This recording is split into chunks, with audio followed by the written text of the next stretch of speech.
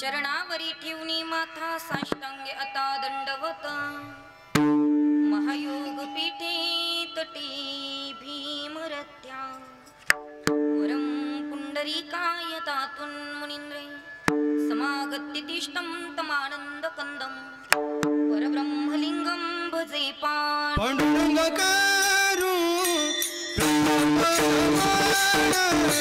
पांडुरंग करू पांडुरंग करू प्रथम नमन पांडुरंग करू प्रथम नमन पांडुरंग करू प्रथम पांडुरंग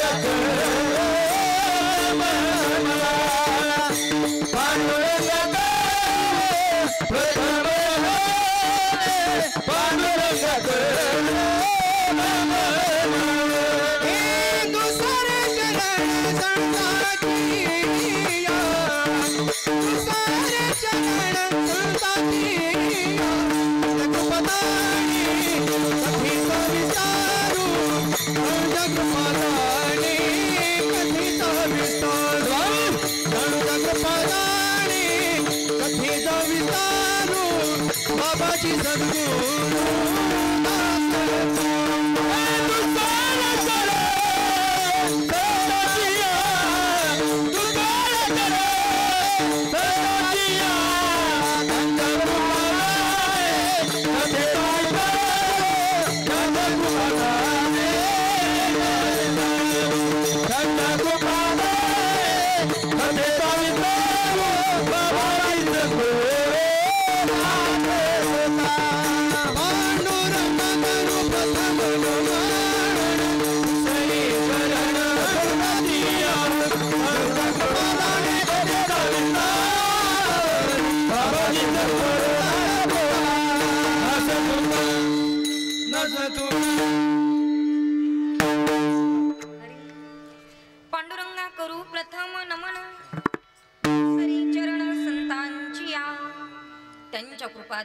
कथेचा विस्तारू बाबाजी सद्गुरु दास तुका जयांचे केलिया स्मरण होय सकळ विद्येंच्या अधिकरण तेची वंदू श्री चरण श्री गुरूंचे ते नमस्कारून आता ओम नमो ज्ञानेश्वरा करुणा करा दयाळा तुमचा अनुग्रह लादलो पावन झालो चराचर ओम नमो जियाद्या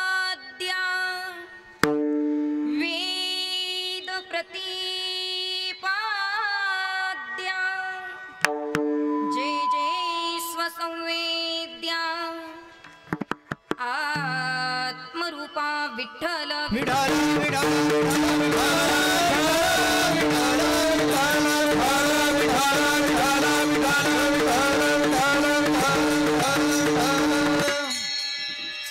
येथे येऊन केले काही येथे येऊन केले काही विठ्ठलू नाही आठविला आहारे मुरा भाग्यहीना नीला पतना मोह भ्रमे प्रस्तुत प्राप्त प्रसंगी कीर्तन रूपी सेवेकरिता निवडलेला अभंग महान भागवत भक्त संत सम्राट विश्ववंद्य महाराष्ट्र भूषण जगद्गुरु जगदवंदनीय श्री संत तुकोबाराय आणि त्यांचे पटशिष्य निळोबाराय यांचा अत्यंत महत्वाचा बहुतेकांच्या परिचित असणारा ओळखीचा असणारा साधा आणि सोपा पण या मृत्यू लोकातल्या प्रत्येक नरदेहाला अत्यंत महत्वाचा प्रश्न विचारणारा अभंग आज या ठिकाणी प्रथम वर्ष श्रद्धाच्या विधीनिमित्त निवडलेला आहे विठ्ठल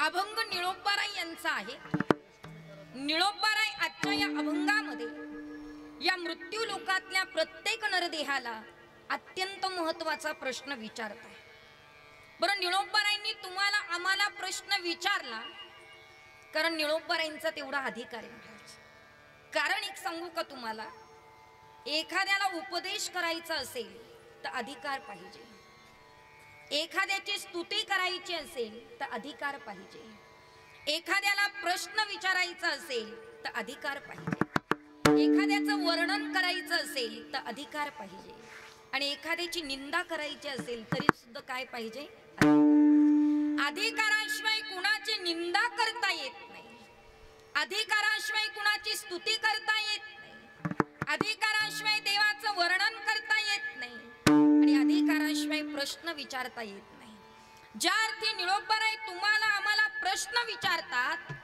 त्या अर्थी निळोबारायांचा अधिकार वारकरी संप्रदायामध्ये खूप मोठा आहे निळोबाराय ज्या अर्थी प्रश्न विचारतात त्या अर्थी निळोबारायांचा अधिकार संप्रदायामध्ये खूप मोठा आहे निळोबारायांचा अधिकार सांगू महाराज तुम्हाला ऐका वारकरी संप्रदायाची सुरुवात नी पासून आणि शेवट नी पर्यंत बरोबर आद्यपीठ विश्वगुरु निवृत्तीनाथांपासून सुरुवात निळोबारायांपर्यंत शेवट निळोबारायांनंतर संत तुम्ही आम्ही केले बरेच झाले बरोबर आहे की नाही ऐसे संत झाले कली आणि तोंडी तंबाखूची तंबाखू खाऊन संत बरेच झाले पण तुकोबारायांच्या दृष्टिकोनातनं बघाल तर निळोबारायांनंतर संत नाही म्हणून निळोबाराय अधिकार वारकरी संप्रदायामध्ये निळोबारायांचा अधिकार इतका मोठा आहे की निळोबारायांच्या आठवणीशिवाय भजनाला सुरुवात करता येत नाही आणि निळोबारायांच्या आठवणीशिवाय भजनाची सांगता करता येत नाही निळोबारायांच्या आठवणीशिवाय कीर्तनाला सुरुवात करता येत नाही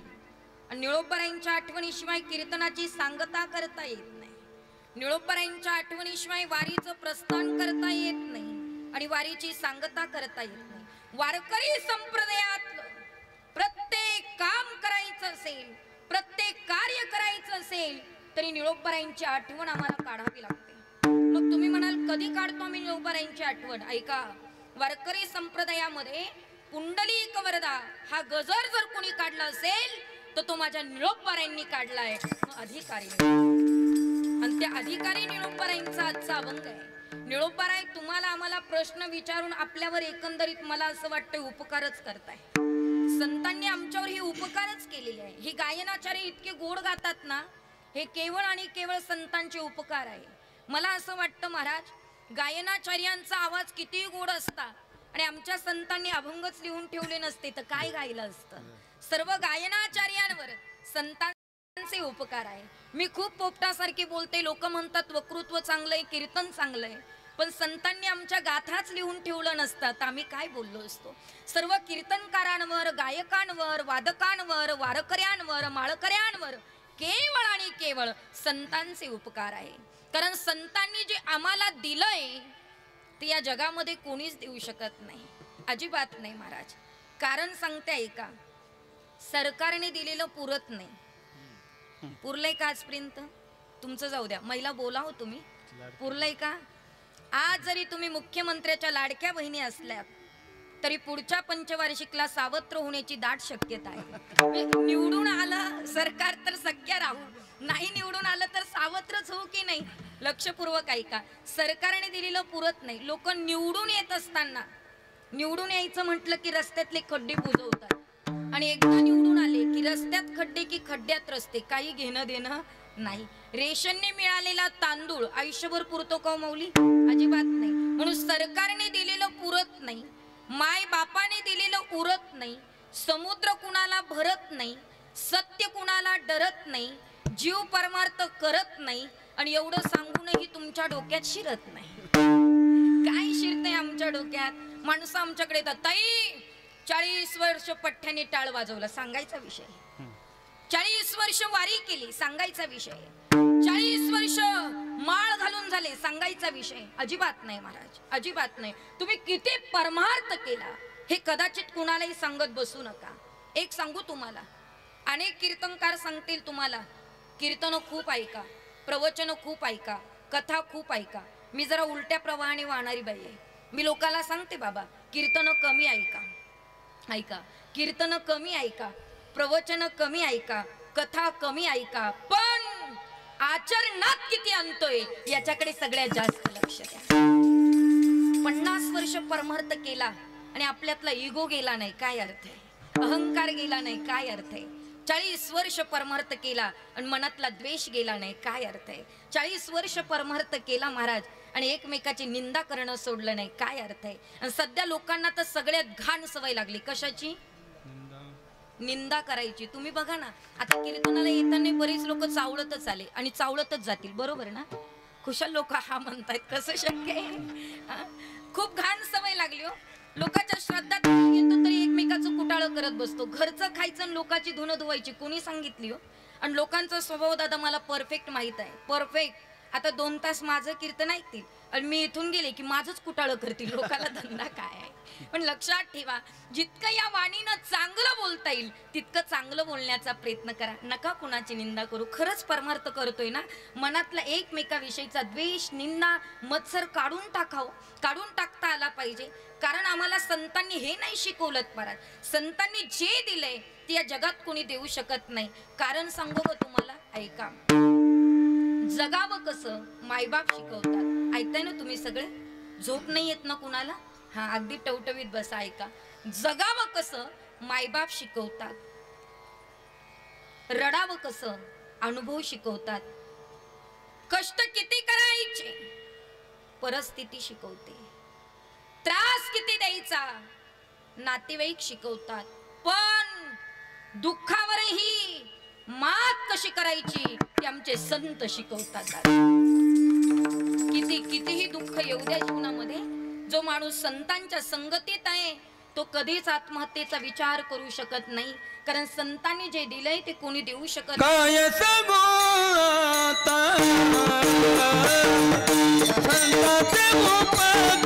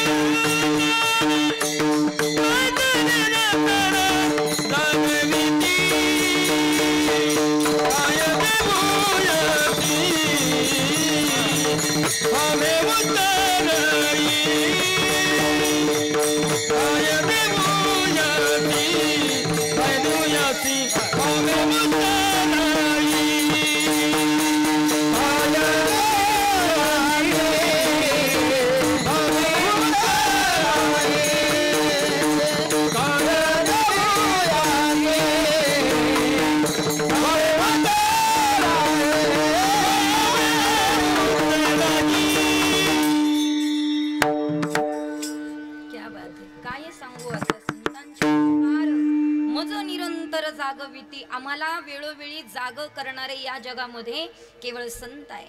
कारण मायबाप देहदान करतात, देव जीवदान करतो आणि संत कृपादान करतात. कृपादान केले कृपादान केले कृपादान केले सोती कृपादान केले सोती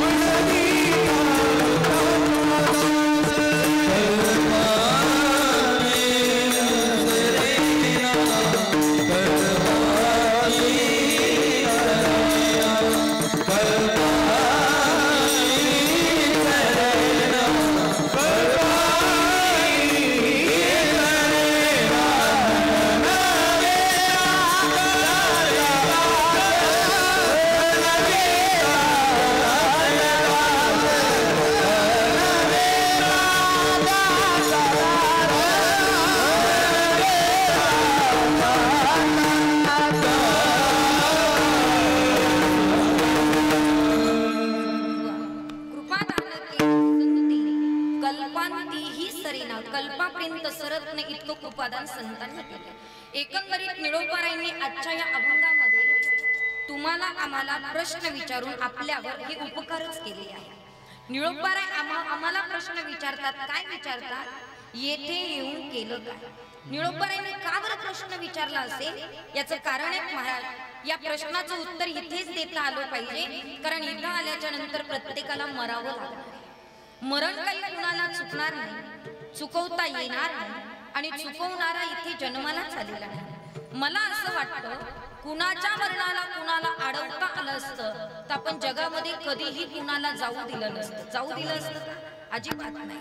आपल्या घरातनं माणूस जावा असं कुणालाच वाटत नाही, अजिबात वाटत नाही. मग ते 50 वर्षाचा असू द्या किंवा 100 वर्षाचा असू द्या, का वाटत नाही दादा? याच्या मागे कारण आहे दादा. कारण आपल्या घरातलं माणूस कुणाच्या तरी घरी पाहुणं म्हणून गेलं की आपल्याला माहित असतं 8 दिवसांनी, 10 दिवसांनी, 15 दिवसांनी, महिन्याभराने ते पुन्हा परत रिटर्न घरी येणार आहे. पण एकदा का देवा घरी गेलेली व्यक्ती आयुष्यामध्ये पुन्हा परत आपल्याला कधीच भेटू शकत नाही. म्हणून आपल्याला वाटतं की आपला माणूस आहे. खरं तर सांगू तुम्हाला, आज या कुटुंबातली कुणाची तरी आई गेलेली आहे, कुणाची तरी बहीण असेल, कुणाची तरी चुलती असेल, कुणाची तरी आजी असेल, कुणाची तरी पत्नी असेल, कुणाची तरी मुलगी असेल. तुम्ही सर्वजण या ठिकाणी जमलेले आहात. पण इथे बसल्याबरोबर श्रद्धाला आलात आणि तुमच्या सर्वांची नजर त्या बॅनरवरच्या फोटोकडे गेली, आपोआप गेली.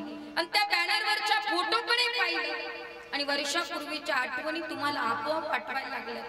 सगळे मुलं, सगळ्या मुली, सगळ्या बहिणी, सगळे भाऊ या ठिकाणी आलेले आहात आणि इथे आल्याबरोबर तिच्या फोटोकडे पाहिले आणि वर्षापूर्वीच्या आठवणी आठवायला लागल्या.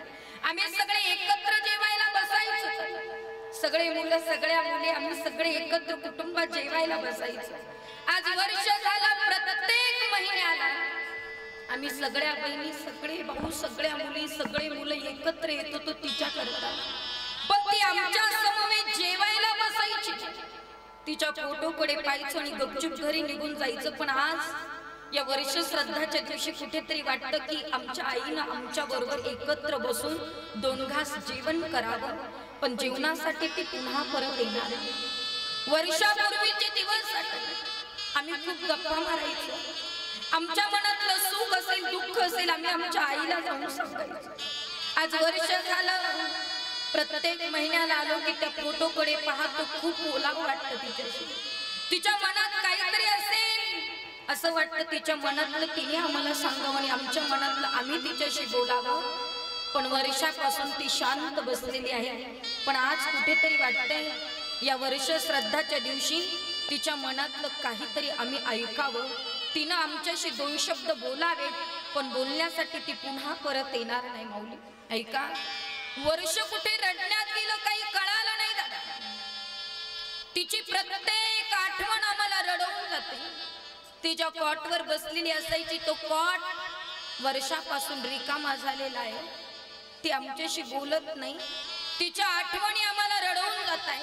त्या घरामध्ये प्रवेश केला की असं वाटतं इकडनं आवाज देईल तिकडनं आवाज देईल, पण तिचा आवाज मात्र शांत झालेला आहे. ती एक शब्दही बोलायला तयार नाही. तिच्या आठवणी आम्हाला रडवून जात आहेत मायबा. पण आज कुठेतरी वाटतंय वर्ष श्राद्धाच्या दिवशी तिनं आमच्याशी एकदा तरी हसावं प्रेमाने.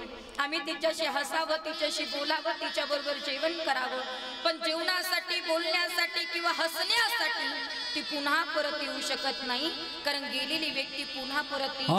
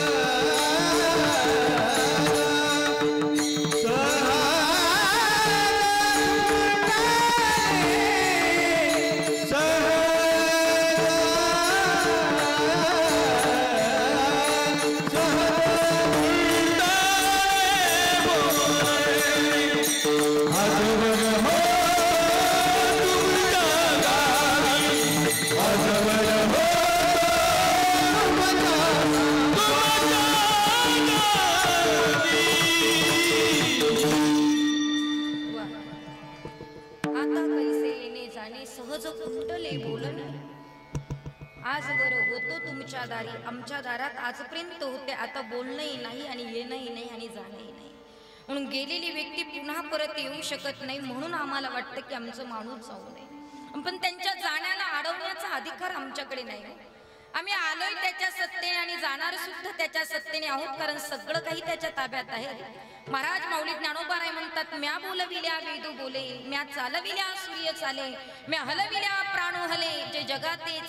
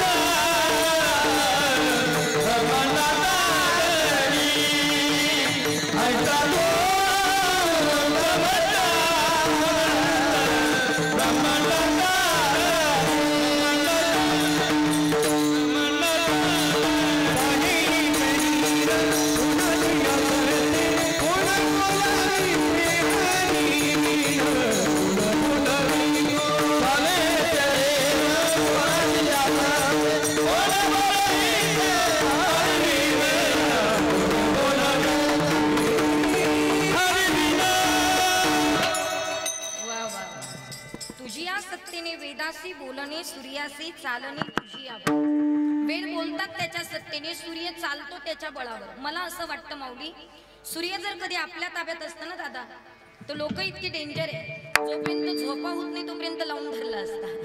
बरं तरी उगवणंही आपल्या हातात नाही आणि माळवणंही आपल्या हातात नाही, म्हणून सूर्याचं उगवणं सुद्धा त्याच्या ताब्यात आहे. चाले हे शरीर कुणाची सत्ते, कोण बोलवितो हरिविन, किंवा वृक्षाची पाने हले ज्याची सत्ता.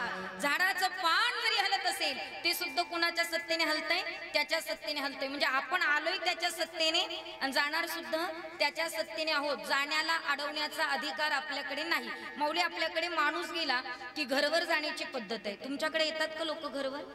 आपलं काही जास्त अंतर नाही, आपण शिवाला शिव आहोत, जिल्ह्याला जिल्हा आहे. काही का येतात ना घरवर? बरं, घरवर का जावं याचं काही रिझन, कारण माहित आहे का तुम्हाला? लोक घरवर येतात, काय कारण आहे बरं मी सांगते का. घरवर जाण्याच्या मागे कारण एवढंच आहे की त्या घरातल्या लोकांचं दुःख हलकं व्हावं म्हणून घरवर जाण्याची पद्धत आहे. बरोबर आहे की नाही? पण माझ्या म्हणण्यानुसार जर तुम्ही बघितलं तर मी बरीच लोक पाहिली घरवर जाताना. माझ्या म्हणण्यानुसार पाहिलं तर मला असं वाटतं 50% लोक दुसऱ्याचं दुःख हलकं करायला जातात आणि 50% लोक दुसऱ्याच्या दुःखावर मीठ सोडायला जातात. काय म्हणणं आहे तुमचं याच्यावर? हे खरं आहे. लोक घरवर जातात, त्या घरातली लोक रडत असतात आणि ह्या घरवर जाणाऱ्या बायका त्या लोकांना सांगतात, कहो आम्हाला कळवायचं ना, आम्ही तुम्हाला चांगल्या दवाखान्याचा पत्ता दिला असता, हाताने माणूस मारला. हाताने कुणी माणूस मारतं का? आणि घरातले प्रयत्न करत नाही असं वाटतं तुम्हाला. पण एक सांगू, उभ्या महाराष्ट्रामध्ये रिकामे सल्ले देणारे खूप लोक आहेत. म्हणून ऐकावं जनाचं आणि करावं मनाचं. प्रत्येक नातेवाईकाचा वेगळा दवाखाना आहे दादा. आणि तुम्हाला याच्याही पुढचं भजन सांगता येईल का? या जगामध्ये असा एकही डॉक्टर नाही की तो तुमच्या मरणाला अडवू शकेल. अजिबात नाही. लिहून ठेवा, एकही डॉक्टर नाही. गेलात का कधी दवाखान्यात तुम्ही, हॉस्पिटलला? हो तर म्हणा, मला वाटलं सगळे निरोगी बसलेत की काय इथं. गेलात ना कधी दवाखान्यामध्ये? आता दुसरा प्रश्न माझा असा आहे, तुम्ही हॉस्पिटलला गेलात, दवाखान्यात गेलात, एंट्री केली, प्रवेश केला की दादा दवाखान्यामध्ये सगळ्यात पहिल्यांदा तुम्हाला काय दिसतं? आठवण जरा. प्रवेश केल्या केल्या काय दिसतं बरं सांगते ऐका. पेशंट, नर्स, सगळं सगळं नंतर, पण प्रवेश केल्याबरोबर तुम्हाला एक देवाची मूर्ती दिसते. म्हणजे डॉक्टरांचा भाव ज्या देवावर असेल त्या देवाची मूर्ती तिथं असते. मग आपण काय करतो? आपलं पेशंट घेऊन डॉक्टरकडे जातो. डॉक्टर साहेब काही करा पण आमचं पेशंट वाचवा. डॉक्टर म्हणतात एवढे एवढे पैसे लागले. पैशाची काळजी करायची नाही डॉक्टर साहेब. वाटलं तर बंगला गहाण ठेवतो, दागिने गहाण ठेवतो, वाटेल तेवढे पैसे आणून देतो, पण आमचं माणूस वाचवा. आणि शेवटचे शब्द, डॉक्टर साहेब तुमच्या पाया पडतो पण आमचं माणूस वाचवा. डॉक्टर त्यावर काय उत्तर देतात ऐका ना. डॉक्टर म्हणतात एक काम करा, जेवढे या 2 हातात आहेत ना तेवढे प्रयत्न मी करेल, पण जिथे माझे प्रयत्न संपतील तिथून पुढे त्या देवाचे प्रयत्न सुरू होतील. म्हणून पाया माझ्या पडू नका. पायाच पडायचं असेल तर तुम्ही तुका म्हणे तुझा सोडवी अगोनी, तुका म्हणे तुझा सोडवी अगोनी, एकच पाणी वाचोनिया, एकच पाणी वाचोनिया.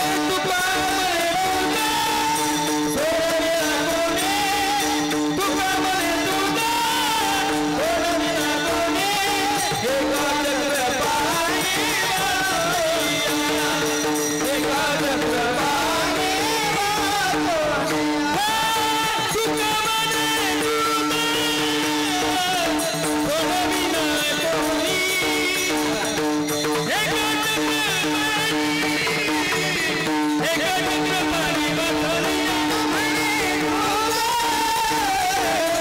सोडवी अगोनी,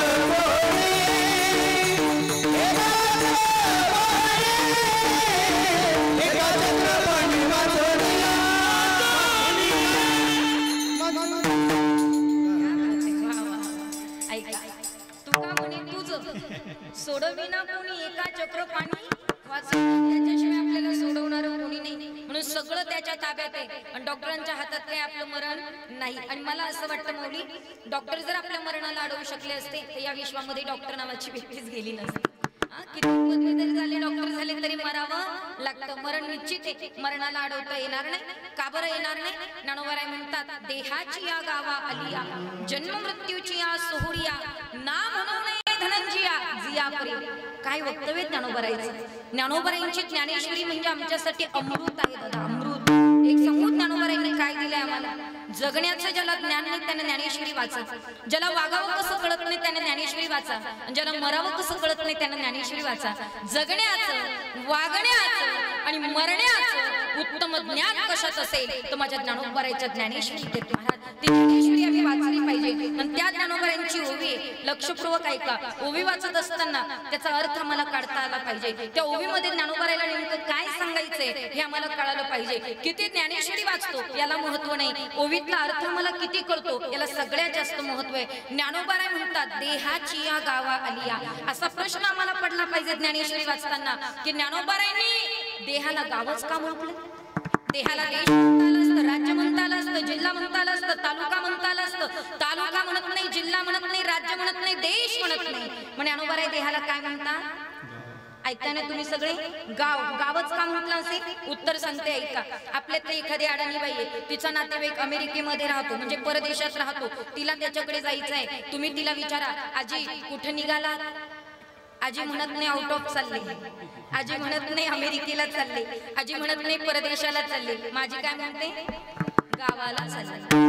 ऐका, आजी तिथे गेली कुठं? अमेरिकेला, त्या नातेवाईकाकडे. तिला ती अमेरिका खूप आवडली. आजी त्या नातेवाईकाला म्हटली, ही अमेरिका फार सुंदर आहे, मला खूप आवडली, महिना 2 महिने मी इथंच राहते. त्या अमेरिकेतल्या नातेवाईकाने सांगितलं, आजी राहता येणार नाही, आमच्याकडे महागाई फार जास्त आहे, मनुष्यबळ फार कमी आहे, काय राहायचं ते आज राहा, काय खायचं ते खा, पण उद्या तुमचं तिकीट काढले, तुम्ही तुमच्या गावाला निघून जा. मग मला सांगा दादा, इथे ठेवणाऱ्याची इच्छा महत्वाची की राहणाऱ्याची इच्छा महत्वाची? ऐकताय का मागची मंडळी? कुणाची इच्छा महत्वाची? ठेवणाऱ्याची. आपलंही तसंच आहे. ज्ञानोबाराय म्हणतात ऐका, महाराज म्हणतात, आपण देहरूपी गावाला आलेलो कोण आहोत?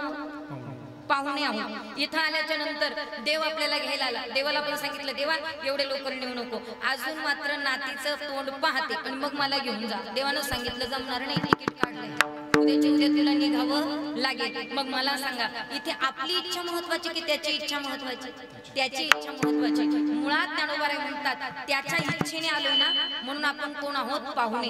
देहरूपी गावाला आलेलो पाहुणे आहोत. पण जणू काही माणसं अशी वावरतात जसं काही सगळं आमच्या ताब्यात आहे. मला मान्य हो, तुमचं गाव तुमच्या ताब्यात आहे, मला मान्य आहे, तुमचा परिवार तुमच्या ताब्यात आहे, मान्य आहे, तुमचे मुलं तुमच्या सुना सगळे तुमच्या ताब्यात आहे, मान्य आहे. पण मुळात तुम्ही त्याच्या ताब्यात आहात याचा विसर करू नका.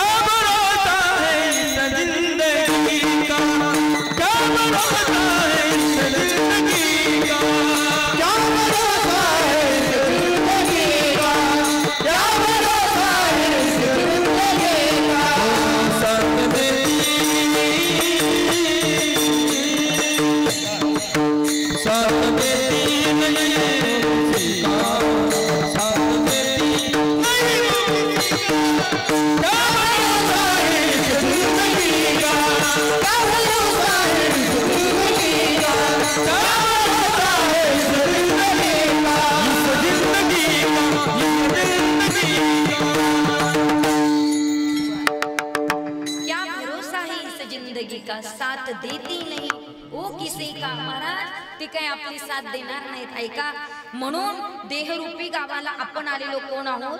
पाहुणे आहोत. म्हणून ज्ञानोबाराय म्हणतात, देहाची या गावा आलिया. पुढे काय म्हणतात ऐका, जन्म मृत्यूची या सोहळिया, ना म्हणू नये धनंजिया जिया परी. ज्ञानोबाराय म्हणतात, देहरूपी गावाला आल्याच्या नंतर जन्म आणि मृत्यू 2 प्रकारचे सोहळे आम्हाला भोगायचे आहेत. मुख्य माणसाच्या जीवनामध्ये मुख्य 3 सोहळे दादा. 2 सोहळे देवाच्या हातात आहे, 1 सोहळा आपल्या सर्वांच्या हातात आहे. नीट करावं तो साऊंड जरा. आणि मग 2 सोहळे देवाच्या हातात आणि 1 सोहळा आपल्या सर्वांच्या हातात आहे. लक्षपूर्वक ऐका.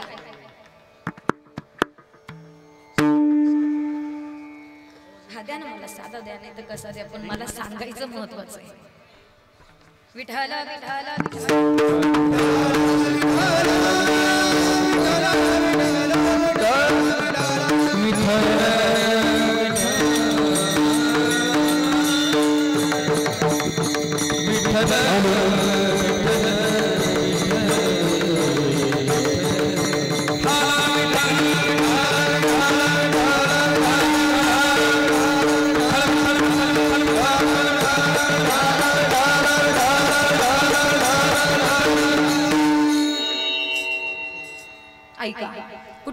होतो आपण? हा वा वा. 2 सोळे देवाच्या हातात आहे. एक सोळा तोच माहिती पहिलाच काय हे दादा माहिती ट्रबल कमी करायचं. ट्रबल कमी करायचं.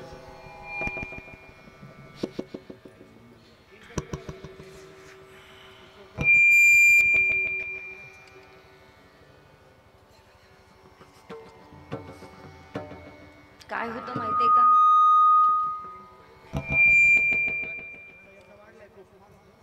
तुमचं द्या ना मला. तो तसाच आहे, करावं लागेल.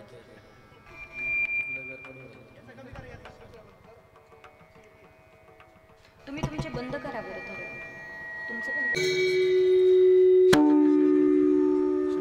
मानवी जीवनामध्ये 3 प्रकारचे सोहळे आहेत. आता तुम्ही ऐकून घ्या, मला थोडं सहकार्य करा. मी पण जसं आहे तसं. माझं एक मी कीर्तन घेतानाच ठरवलं जातं ते व्यवस्थित. माझी दुसरी काहीच इच्छा नसते दादा, कारण याच्यावर आमचं जीवन. पुरणाचा स्वयंपाक जेवायला बोलवलं पुरण शिजेल नसतं तर काय अर्थ आहे? काहीच नाही. बाकीचा स्वयंपाक किती चांगला झाला याला महत्व नसतं. पुरण शिजलेलं असेल तर पुरणपोळी बनायची.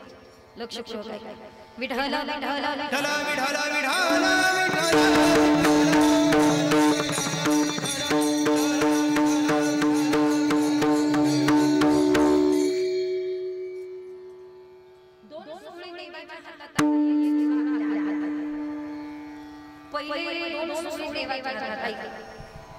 जन्माचा सोहळा कोणाच्या ताब्यात आहे? देवाच्या. अगदी बरोबर. शेवटचा मरणाचा सोहळा कोणाच्या ताब्यात आहे? देवाच्या. आणि मधला लग्नाचा सोहळा कोणाच्या ताब्यात आहे? काय लवकर आपल्या म्हटले ऐका. लग्न करायचं की नाही आपण ठरवू शकतो, पण मरायचं की नाही ठरवता येत नाही. पण खरं सांगू दादा, माणसं जितकी लग्नाची तयारी करतात तेवढी मरणाची करतात. किती लग्नाची तयारी करतात. आता काय सांगू तुम्हाला, एखाद्याची बायको गेली ना, बायको 6 महिन्यात अख्ख्या नातेवाईकाला सांगतो दुसरी असेल तर पहा. इतकी लग्नाची तयारी. आणि माझं म्हणणं एवढंच आहे की लग्नाची तयारी नाही केली तरी चालेल, पण जिवंतपणी मरणाची तयारी करा. कराल ना तयारी? आता घरी गेले गेले तयारी लागा बरं का तुम्ही सगळे. लागाल ना महिला मंडळ? घरी गेल्या गेल्या मरणाची तयारी करायची 100%. एक बाई चालू कीर्तनात उठली दादा, ती म्हणली ताई मरणाची तयारी करायची म्हणजे घरी गेल्या गेल्या बांबू शोधून किरणी बांधायला सुरुवात करू का? मडका आणून ठेवू का? लाया गोळा करून ठेवू का? आत्ताच अळणीभात शिजवून ठेवू का? आत्ताच हांडा उलटा करू का? अजिबात नाही. ही तयारी करायला लोक तयार आहे. तुम्ही फक्त मरा. 10 मिनिटात बाजार आणतात मरणाचा. 10 मिनिटात. लोक म्हणतात अरे थांबा रे त्याची पोरगी येते. लोक म्हणतात अजिबात नाही, जाऊन बराच वेळ झाला. मड्याला पहिलं नदीवर घ्या. काय म्हणतात आपल्याला? मड. मड किती मोठा बंगला आपल्या नावावर असू द्या तरी आपल्याला काय म्हणतात? मड. ही तयारी करायला लोक तयार आहे. मग जिवंतपणी मरणाची तयारी करायची. काय करावं लागेल? माझं अख्खं कीर्तन नाही लक्षात राहिलं तरी चालेल, एवढ्या 4-5 गोष्टी घेऊन जावं. आपली काय आज लिंक लागत नाही वाटतं. ऐका, पहिली गोष्ट जिवंतपणी मरणाची तयारी करायची. 1, कधी कुणाच्या प्रपंचाचं वाटोळं करू नका. जिवंतपणी मरणाची तयारी करायची. 2, कधीच कुणाची निंदा करू नका.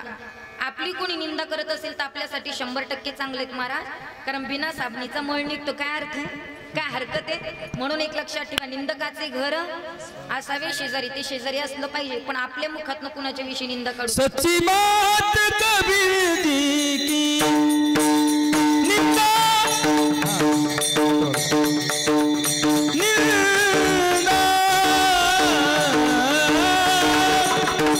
निंदा मत करना किसी की. सच्ची बात कबीर दी की, सच्ची बात कबीर दी की, कबीर दी की. सच्ची बात कबीर जी की, निंदा मत करना किसी की. ऐका, जीवनामध्ये कुणाची निंदा करू नका. 3, व्यभिचार करू नका. जिवंतपणी मरणाची तयारी करायची. महिला मंडळ कान जागी ठेवून ऐका. ज्या पतीशी विवाह केला त्याच्याबरोबर लॉयल राहता आलं पाहिजे, एकनिष्ठ राहता आलं पाहिजे. पतिव्रता म्हणून जगा आणि पतिव्रता म्हणून मरा, ही जिवंतपणी मरणाची तयारी आहे. जिवंतपणी मरणाची तयारी करायची. पुरुष मंडळी व्यवस्थित आहे का? आपली पत्नी सोडून बाकीच्या सर्व स्त्रिया आपल्यासाठी आई बहिणीप्रमाणे आहे, ही वृत्ती निर्माण करणं ही जिवंतपणी मरणाची तयारी आहे. गळ्यात माळी घातल्या, किती गंध लावला, किती पंढरपूरची वारी करतो, किती त्र्यंबकला जातो, महाराज सगळा परमार्थ करतो, ज्ञानेश्वरी वाचतो, गीता वाचतो, सगळं वाचतोय. पण एखादी सुंदर स्त्री बघितल्यानंतर मनामध्ये वाईट वासना निर्माण होत असेल तर तुमच्या परमार्थाला शून्य मात्र किंमत आहे. म्हणून जीवनामध्ये जिवंतपणी मरणाची तयारी करायची. एक देवाच्या वाट्याचं कधी घरी आणू नका, अजिबात नाही. सप्त्याला उरलेला तेल डबा जर तुम्ही घरी नेत असाल तर 100% तुम्हाला रक्ताच्या बॅग भराव्या लागतील. लक्ष हे नाही पुरत महाराज देवाचं. सप्त्याला आलेली वर्गणी आणि वर्गणीतला 1 रुपया जरी तुम्ही घरी नेत असाल ना तर 100% तुम्हाला दवाखान्याच्या वाऱ्या कराव्या लागतील. म्हणून देवाच्या वाट्याचं देवाला 10 रुपये कमवतो ना, 2 रुपये देवाच्या वाट्याला बाजूला काढून ठेवा. का? कारण 10 रुपये कमवण्याच्या पात्रतेचा आम्हाला त्याने बनवलंय, त्याचा वाटा जीवनामध्ये असला पाहिजे. देवाच्या वाट्याचं देवाला, गावाच्या वाट्याचं गावाला आणि भावाच्या वाट्याचं भावाला देता आलं पाहिजे. एकत्रित राहतात काही लोक महाराज, एकत्र कुटुंबात राहतात, पगार वेगळा मिळतो, घरात वेगळा देतो आणि बाजूला बाहेर काढून वेगळा ठेवतो. ज्याने एकत्रीमध्ये चुकून बाहेर काढून ठेवलं महाराज, अजिबात नाही. त्यानं जे बाहेर काढलंय ना ते वेगळं निघाले हळूच काढतं, पण ते सगळीची सगळी त्याला दवाखान्याच्या भरती करावे लागतात. लक्षपूर्वक ऐका. एकत्र कुटुंबामधलं लुबाडून ठेवलेलं धन आयुष्यभर सुखात ठेवत नाही महाराज तुम्हाला. म्हणून बुडीताचं लुबाडून आणलेलं धन तुम्हाला सुख देऊ शकत नाही. म्हणून भावाच्या वाट्याचं भावाला, गावाच्या वाट्याचं गावाला आणि देवाच्या वाट्याचं देवाला. जिवंतपणी मरणाची तयारी करायची आहे. अखंड आणि अखंड चिंतन त्या विठोबाचं करा. आणि अशी जर तयारी केली तर मरणाला घाबरायची अजिबात गरज नाही.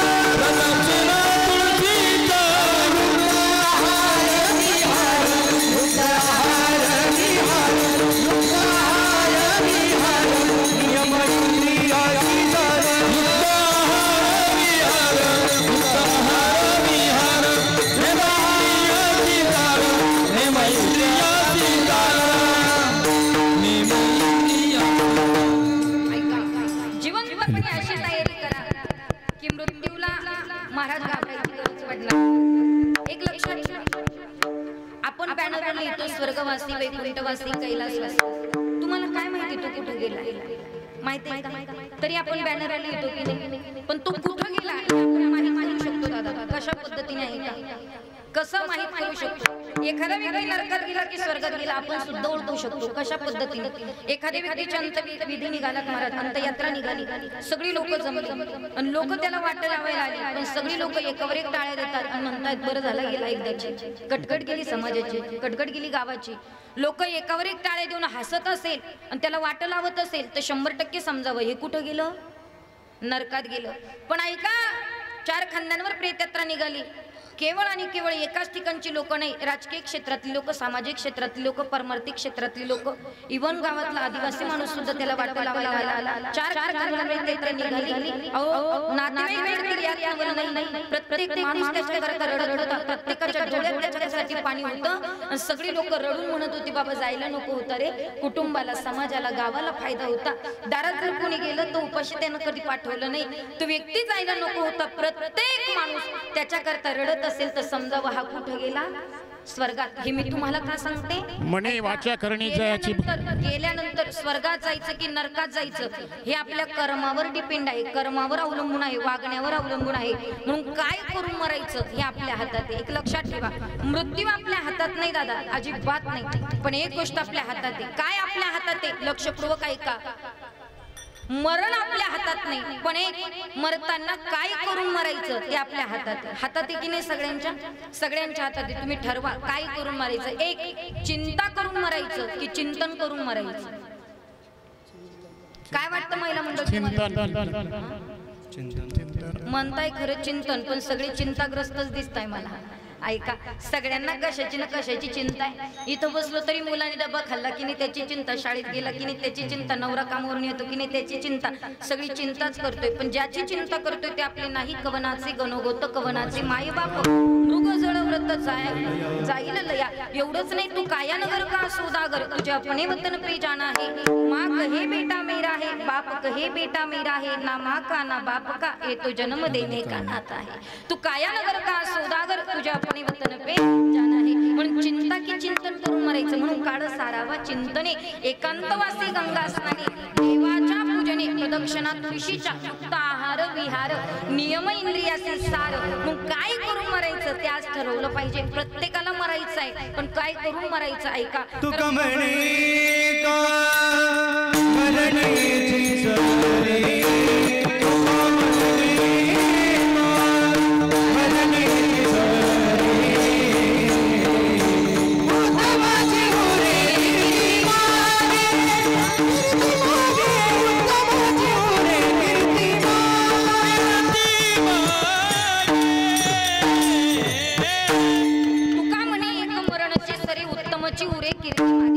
उत्तम प्रकारची कीर्त मागे उरली पाहिजे असं माणसाने गेलं पाहिजे. कारण प्रत्येक जणाला जाण्याकरता उपजते ते नासले पुनरपी दिसे, हे घटिका यंत्र तैसे परिभ्रमेगा, पुनरपी जननम पुनरपी